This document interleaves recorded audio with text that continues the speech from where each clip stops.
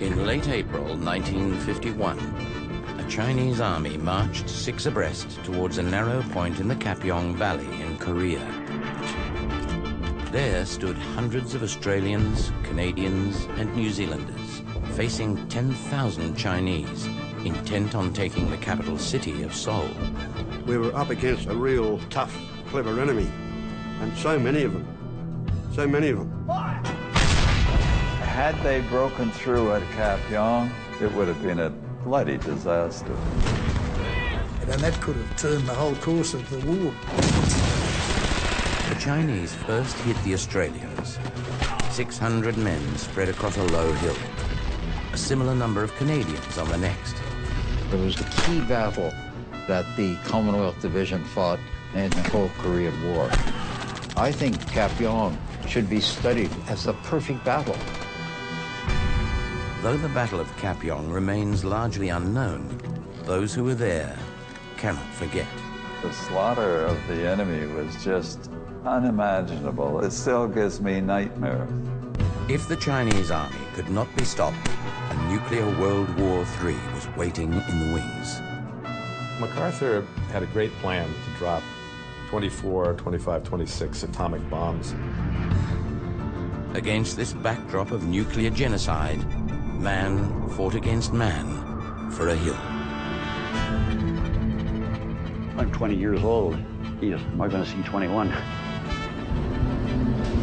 This is the story of the Battle of Kapyong, a forgotten battle in a forgotten war.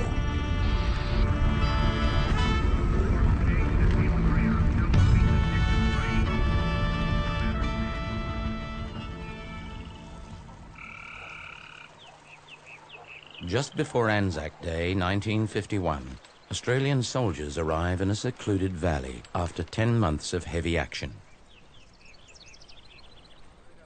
They're part of a United Nations force sent at the urging of the Americans to push back the communist North Koreans after their invasion of the democratic South.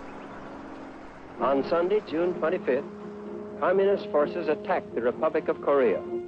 Free nations must be on their guard, more than ever before, against this kind of sneak attack.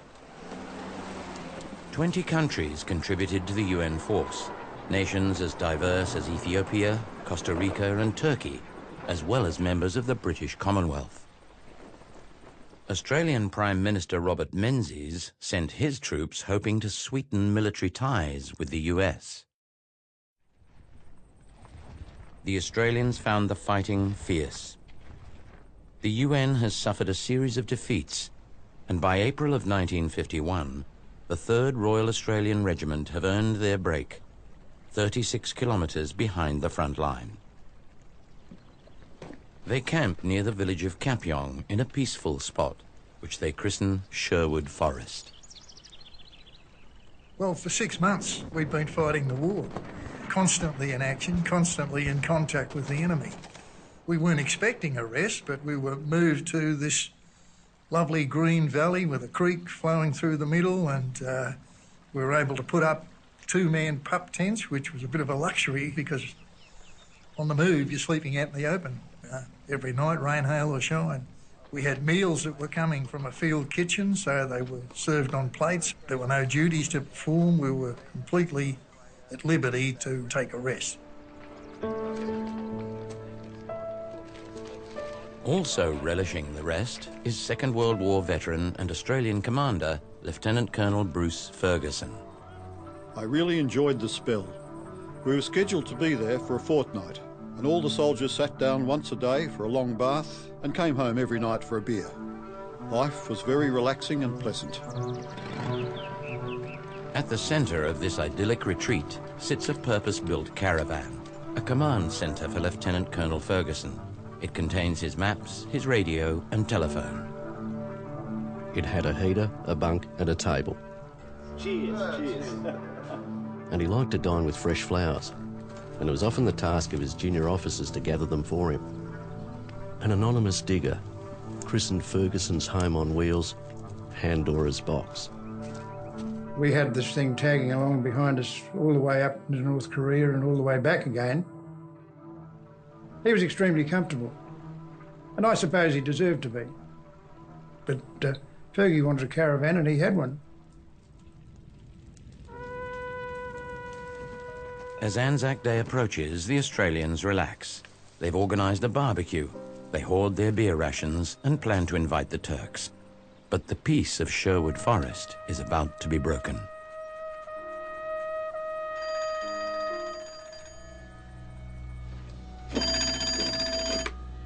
Hello? The Australians are ordered to move up, to survey defensive positions should the South Koreans at the front be suddenly attacked. If they break, the Australians around Hill 504 now command a position overlooking the Kapyong Valley. Ferguson explained to us that the Korean division was holding, but we were at recce, a blocking position, in case things went wrong. Once we'd done the recce, we could go back and get on with the rest. Just really a nothing thing.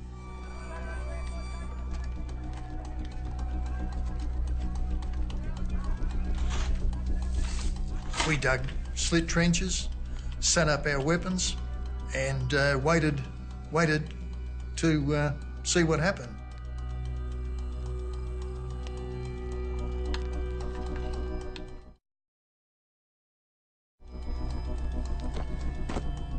The Australians wait, dotted around a low hill named 504 on the eastern side of a narrow point in the Kapyong Valley.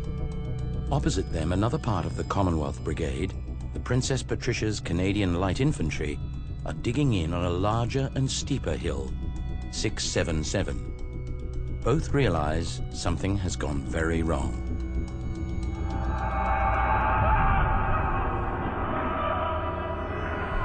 Republic of Korea soldiers have been coming through our position. What have they experienced that has so terrified them? It was as though they were hypnotized. They didn't see you. They just had one objective: run south. I've never seen such chaos or fear in my life.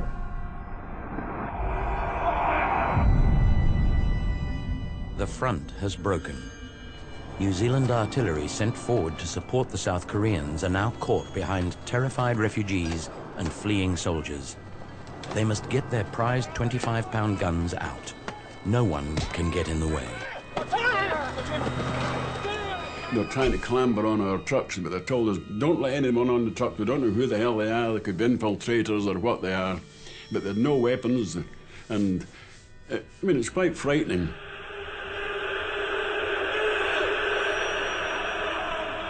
Despite the chaos of refugees and panic of fleeing soldiers, the New Zealanders somehow get their guns through.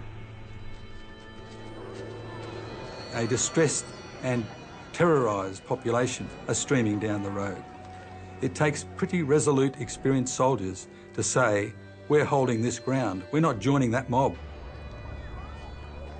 The increasing numbers on the road make the Australian commander on Hill 504, Major Ben O'Dowd, nervous. He and his men are suddenly on the front line of a bloody conflict which started just 10 months earlier.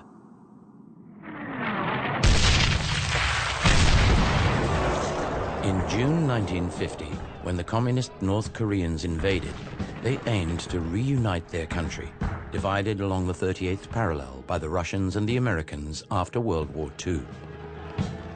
A United Nations resolution, triggered by the US, established a force to push the communists back. The UN commander is America's World War II hero, General Douglas MacArthur. MacArthur decides to tackle the North Koreans with soldiers based in occupied Japan. He expects a swift victory. The troops that the Americans initially sent across from Japan, they'd been on garrison duties.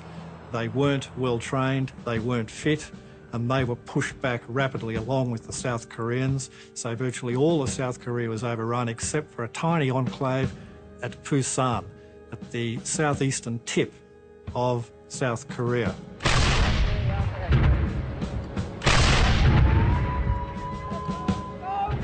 General Douglas MacArthur implements a bold plan.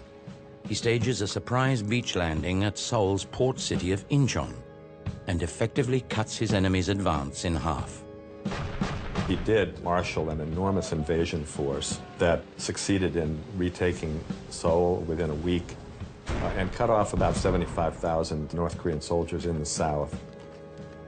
As soon as the Incheon landing appeared to be successful, the idea of invading the north was on the table, and we went ahead and invaded North Korea, which turned into a complete debacle. The Australians, as part of the Commonwealth Brigade, push north. 6 weeks after landing in Incheon, they are near the Yalu River, looking across the border into China. MacArthur had made the statement that the war was over and the troops would be home by Christmas. And a month went by, a frozen month, you know. We were in trenches, facing north, with the cold wind from Manchuria blowing into your face so that you had to turn your head away from it even to be able to breathe the air. And we didn't really know what was going on. We just watched our front and waited to see.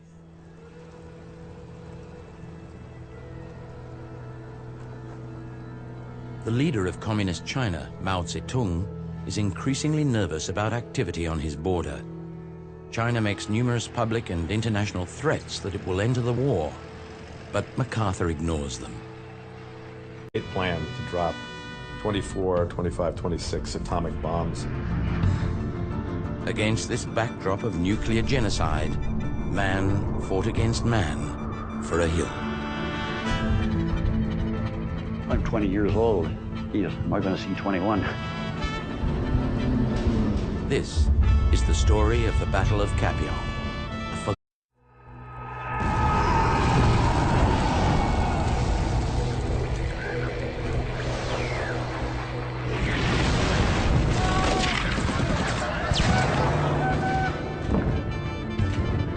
In late April 1951, a Chinese army marched 6 abreast towards a narrow point in the Kapyong Valley in Korea. And that could have turned the whole course of the war. The Chinese first hit the Australians. 600 men spread across a low hill. A similar number of Canadians on the next. It was the key battle that the Commonwealth Division fought in the whole Korean War. I think Kapyong should be studied as the perfect battle. Though the Battle of Kapyong remains largely unknown, those who were there cannot forget. The slaughter of the enemy was just unimaginable. It still gives me nightmares. If the Chinese army could not be stopped, a nuclear World War III was waiting in the wings. MacArthur had a great... There stood hundreds of Australians, Canadians, and New Zealanders, facing 10,000 Chinese, intent on taking the capital city of Seoul. We were up against a real tough, clever enemy, and so many of them. So many of them. Had they broken through at Kapyong, it would have been a bloody disaster.